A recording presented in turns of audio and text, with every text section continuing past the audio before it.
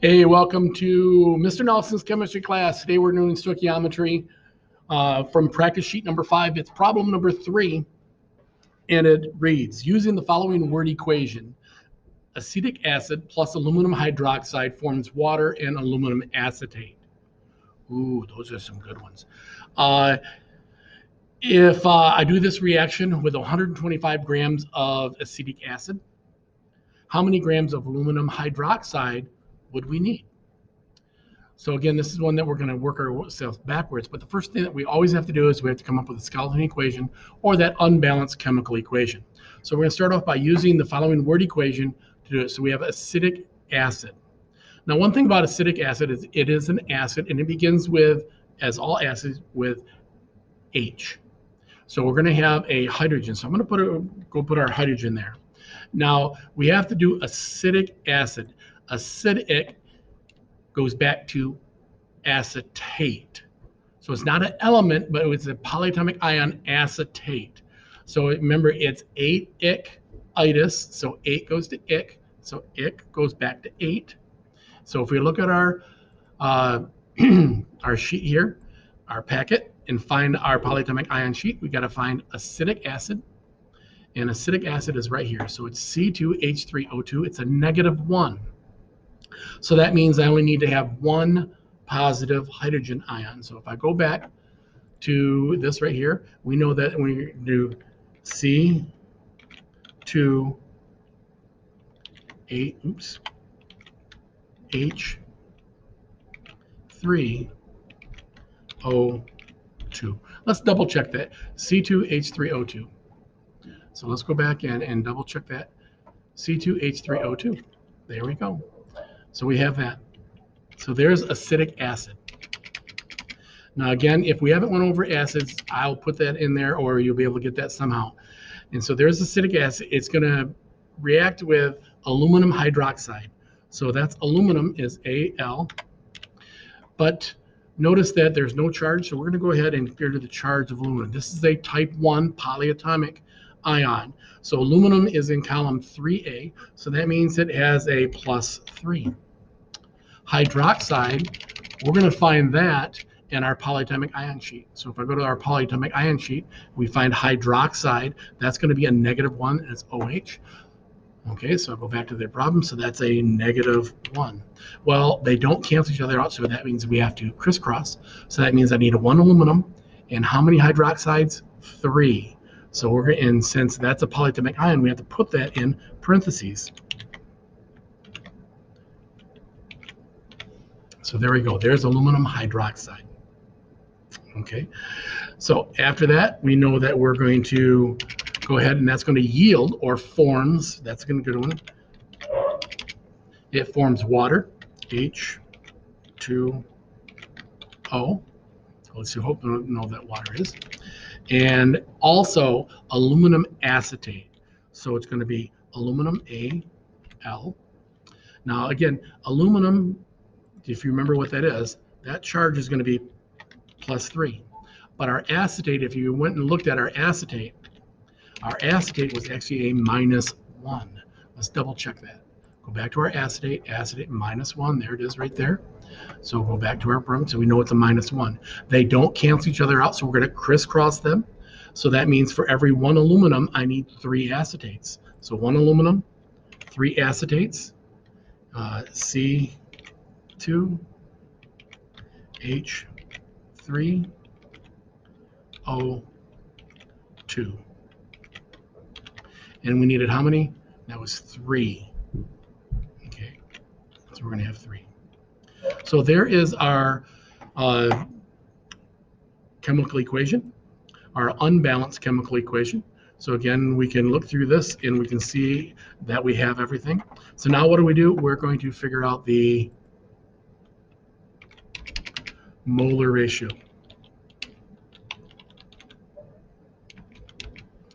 And how do we do that? We've got to balance that equation. So we're going to go ahead and put everything that we have on each side. Now, because I have polyatomic ions, I can look and say, well, I have acetate there. I have acetate over here. I have hydroxide here, but I don't have it over there. So I can use the acetate, but not the hydroxide. So I'm going to just go ahead and I'm going to take this one right here, and I'm going to copy it, and then I'm going to come down here and I'm going to paste it right off the bat. So we're going to paste it right off the bat. And then we're going to go to this side and do the same thing. We'll paste it over here too.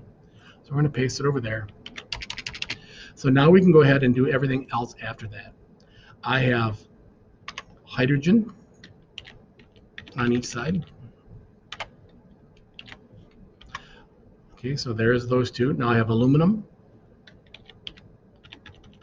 on each side. And I have oxygen. Okay, so we're doing this oxygen right here on each side.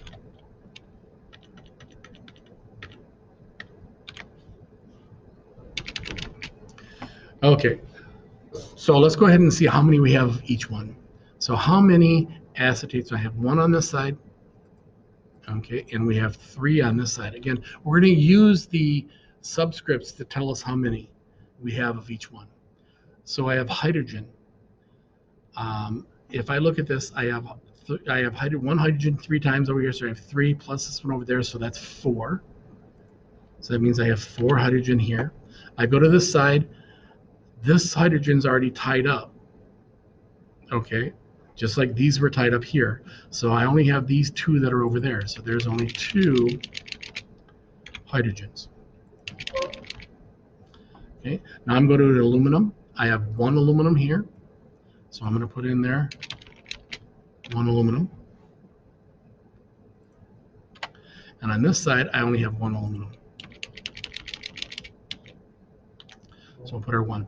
Oxygen. I'm not going to worry about the oxygen, the polyatomic ion. So I have this oxygen right here. And I have 1 oxygen 3 times. So I have 3 oxygen over here. And then over here, I don't worry about this one, only this one. And we have 1. So what do we want to start off with? I'm going to say the best thing for me to start off with is going to be our polyatomic ion. Let's get those right off the bat, get those the same, and we'll see if they work out. So I have 3 on this side. I only have 1 on this side. So I need to put a 3 as a coefficient over there. That changes my polyatomic ion to 3. Okay. But it also changes the number of hydrogens. I have 3 hydrogens here, and I have 3 hydrogens over there. So my hydrogen now is 6. I like 6 as a number. Okay. And so I have to change my hydrogen on this side to 6. So let's go ahead and change my hydrogen on this side to 6. So I only have to talk about this hydrogen right here. So what here goes? So we know that a 3 goes there. Okay, so 3 times 2 is 6. So that changes this hydrogen to a 6. Okay, so my hydrogen is good, but I affected my oxygen. On this side now, my oxygen, I have 3. Okay, so I have to go ahead and put 3 there. And we'll get rid of this. And so that's equal. So if I look at it, I have 3 acetate, 6 hydrogen, 6 hydrogen, 1 aluminum, 3 oxygen, 3 oxygen. So it looks good, but let's go ahead and back to the problem. So I have 3 hydrogen here and 3 hydrogen right there. So that's my 6. I have acetate 3 times, so there's my 3 there. I have acetate 3 times, so there's my 3 there. Let's go to aluminum. I have 1 aluminum here, and I have 1 aluminum here. And then our oxygen, we're not talking about this one, but this one right here, I have oxygen 1 3 times for 3 on this side, and I have 1 3 times for this side over here. So it looks like it's balanced. So our molar ratio is going to be 3 to 1 to 3 to 1. So there's our molar ratio. We'll make that larger and go ahead and do that. So now we have to do our stoichiometry. Our stoichiometry, again, we're going to start it with a number in the problem. So in this case, we have 125 grams of acetic acid. Remember, this is acetic acid. So I'm going to copy this right here. And then I'm going to come down here and start off with 125.0 grams of acetic acid. Okay, now we're going to use our molar or our stoichiometry map to tell us what we need to do next. So our stoichiometry map is right here. So we start off with our mass. That's what we have. So we have to do 1 mole over top of our molar mass of whatever substance we're talking about. So if we go back to the problem, we're going to put our time to put 1 mole of acetic acid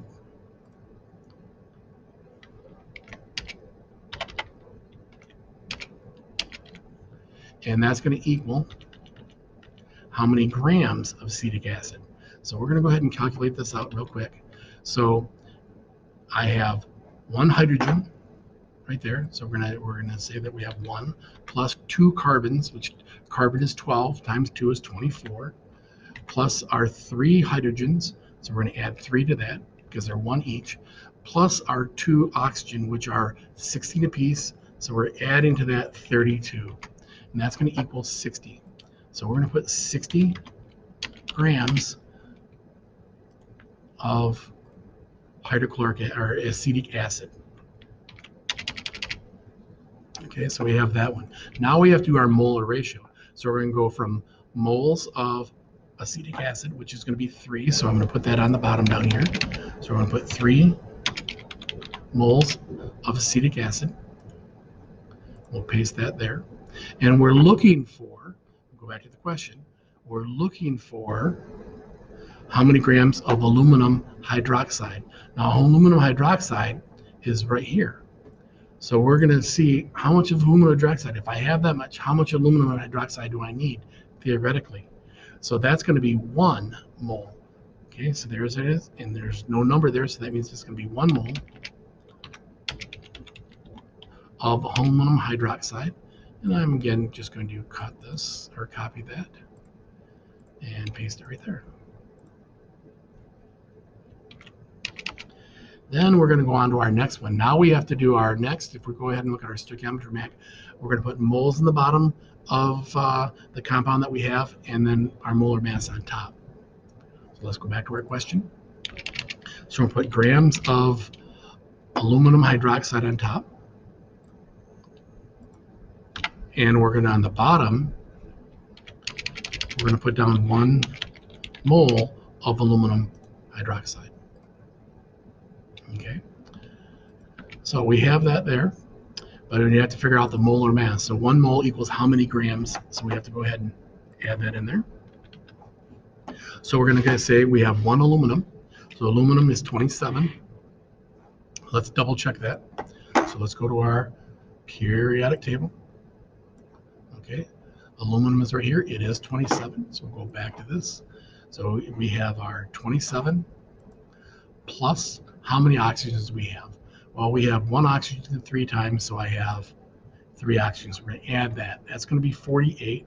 But let's just go ahead and say plus 16 plus 16 plus 16. Okay, now we're going to add oxygen or hydrogen, which we have 3 of them, and each one is 1. So then we're going to add 3 to this. So we're going to add 3. That's going to equal 78. So we're going to go ahead and put our 78 grams right there. So let's go ahead, and the next thing we have to do is cancel anything that we can cancel. Okay, so we're going to get rid of everything that we can cancel out, and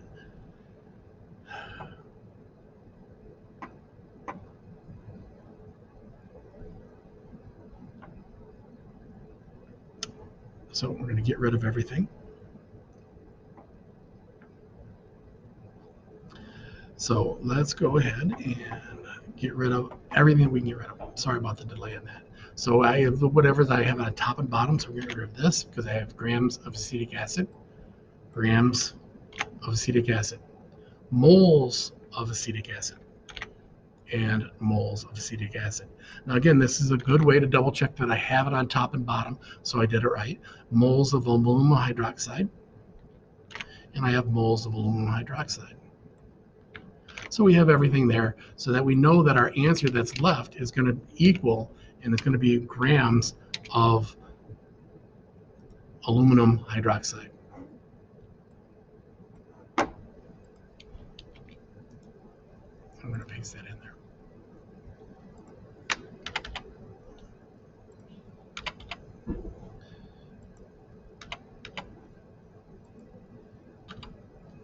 Okay, so I also like to go ahead and underline everything. So we're going to underline this because again, that's I have it top and bottom. So it is a fraction. It is a conversion factor, which means that I have a top and bottom and they equal each other. They equal each other. So we have to figure out what is our math that goes in here. So we're going to go ahead and shorten that up just a little bit. See if we can add those in there. Okay, so we also have to know how many significant figures. So let's go back up here. We look at the question. We see that we have 4 significant figures. This 0 is significant because there's a decimal in the number. So trailing zeros are only significant if there's a decimal in the number. So we need to have it in 4 significant figures. So we go ahead and do our math. Again, we're going to pull this back up here, get rid of everything that's there, and we're going to multiply by the top, divide by the bottom. Ones we don't have to worry about. So we're going to start off with 125. We're going to divide that by 60.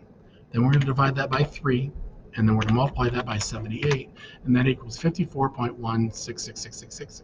So we're putting in here 54.666. Okay, and I don't need to go any further. We're going to do 4 significant figures. So I need to have at least 5. So one thing I'm going to do here is I'm just going to make this a little bit smaller so it all fits in there. So there we go, it all fits in there. So we need to have 4 significant figures going back up here. There's 4, so I need to have 5 here. 1, 2, 3, 4. Afterwards, the 6 says we round up, so get rid of that, go backwards, round up, 54.7 or 54.17 grams. Highlight our final answer with a different color, and there we go. 54.17 grams is our answer to question number 3 of practice sheet number 5. Hopefully it didn't take too long to get through this, but again, as always, go Mohawks. Nelson out.